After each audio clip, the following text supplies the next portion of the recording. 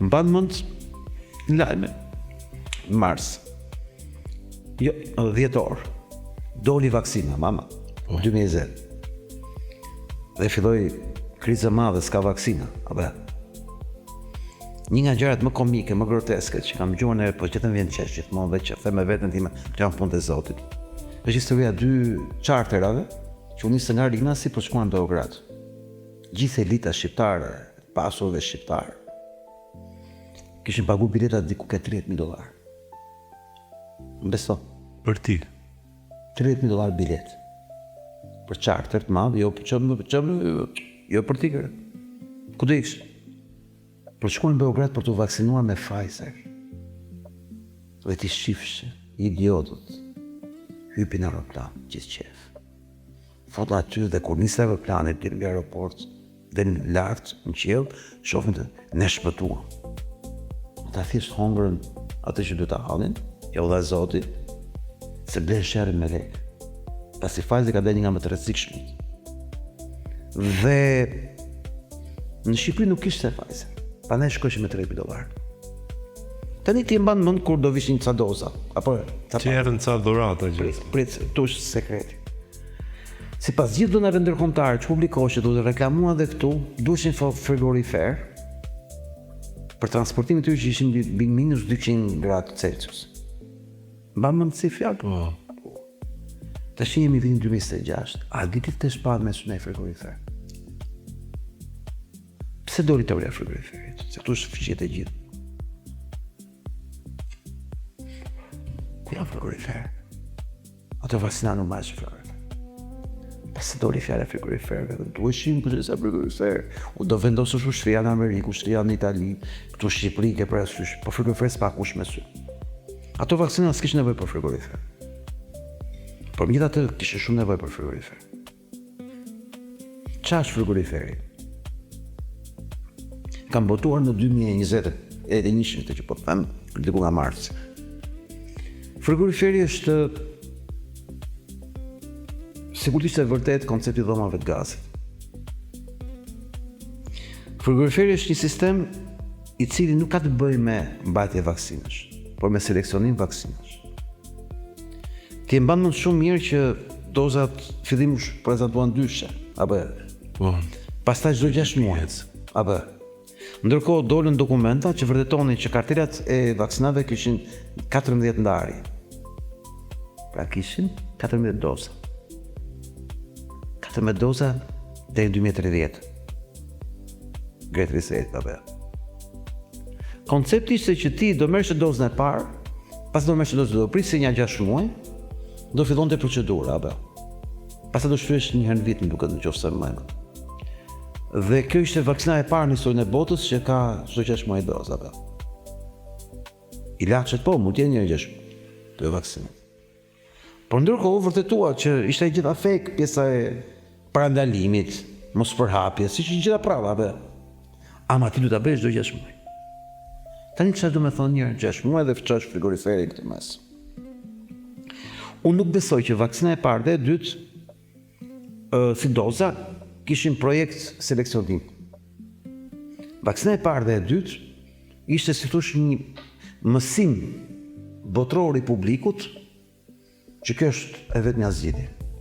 Pra, nëse doni shpëtim, pra dilni në rrugë, shkoni të punonit, mos u bëni në shtëpi, mos u gjobisni, mos vaksin për pa efekt për sy faqe. Jo, prit, jo. Jo, ka.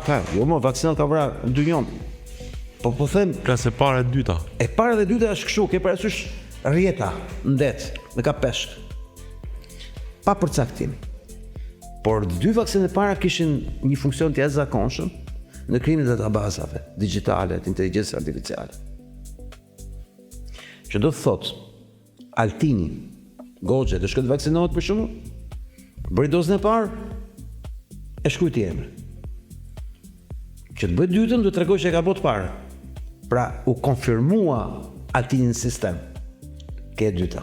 Që është, vazhdon të jetë. Se ke i pari gjithë populli, gjithë bota. Ke i dyti krijohet linja.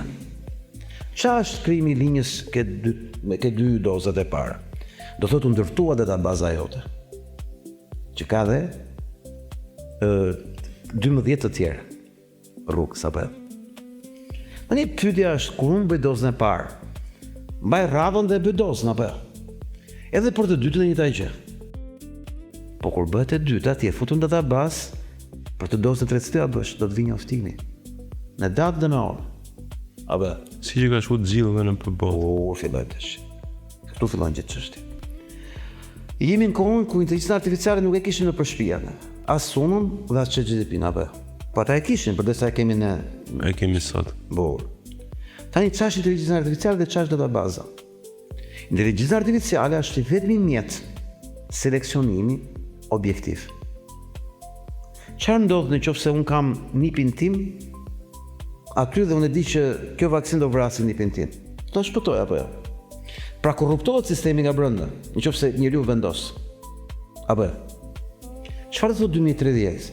S'do kemi asgjë, por do të jemi të lumtur. Çfarë do thotë depopullimi? Reduktimi i popullsisë. Po çdo reduktim i popullsisë krijon krizë popullsie. Krijon kaos dhe mund të ketë dhe katastrofa. Kur popullsia do reduktohet, do të reduktohet në mënyrë decimale. Do të thotë, do të reduktohet në mënyrë proporcionale. Nëse kemi 10.000 mjek me 1 milion banor, nuk mund të kemi të vrarë 5.000 mjek për 5.000 banor.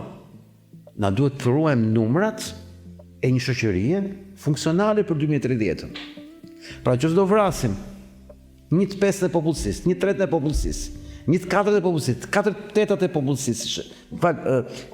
80% popullsisë që ishte koncepti i kokës që drejtonte gjithë proceset botërore. Që asnjë se njeh, është një burr me musteq.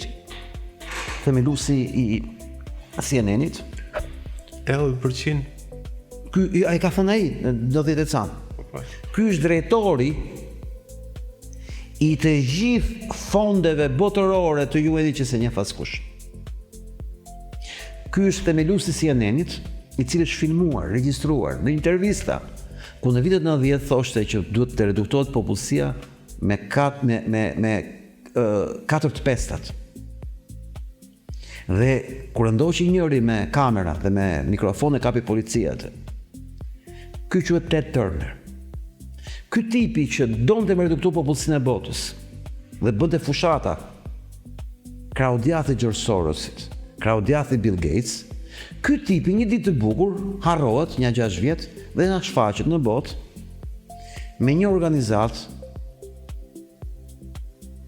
miliarderësh që nuk po më vjen tash ta më merr, mbase më vjen pak më vonë, i cili themeloi një organizacion dhe tha ne do të shpëtojmë njerëzimin, ne miliarderët.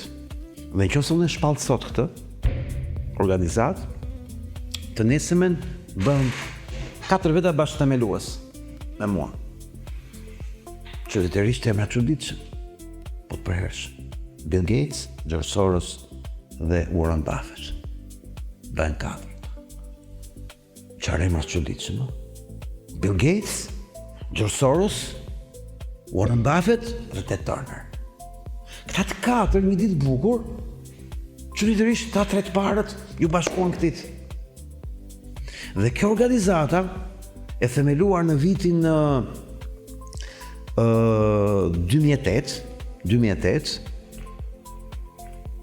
ky e shpalli sot ata të 3 u bashkuan të nesërmen, kishte konceptin që gjithë pasuritë e këtyre njerëzve do të kishin trashëgim për njerëzimin. Si një mirë publike. Por jo se do të jepshin parë, por në parim. Dhe kur e kam parë organizatën në vitin 2020, se si kishte përfunduar, kishte mbi 100 miliarder. Ky tipi që thoshte bëjmë shumë fëmijë. Duhet numri fëmijëve thoshte tekstualisht. Nga 10 fëmijë që kemi, duhet kemi vetëm 8, duhet kemi vetëm 2. Duhet të reduktohet pjesa tjetër, thoshte ky hapur. Një intervista në vitet 90. Ky është themeluesi i CNN-it. Mendo çfarë fuqie kishte ky. Po i ditë bukur ky tipi me këtë organizatën. Na del që paska qenë në vitet 2010 e ca drejtor i fondit UN-it që financonte UNICEF dhe OBSH. Pra ky tipi që donte me reduktu popullsinë na bëhet një ditë drejtori botëror i fondacionit që financonte OKB-n për shëndetin dhe fëmijët. Ky tipi tani, Ted Turneri, është një nga financuesit kryesor të vaksinës së vitit 2020. Si fondacion i OKB-s, se s'marrën parat e veta. Ku kishte mbledhur mbi 100 miliarder nga gjithë bota, kuptohet në kohë kishte Soros me Bill Gates. Më kuptove për këtë gjë.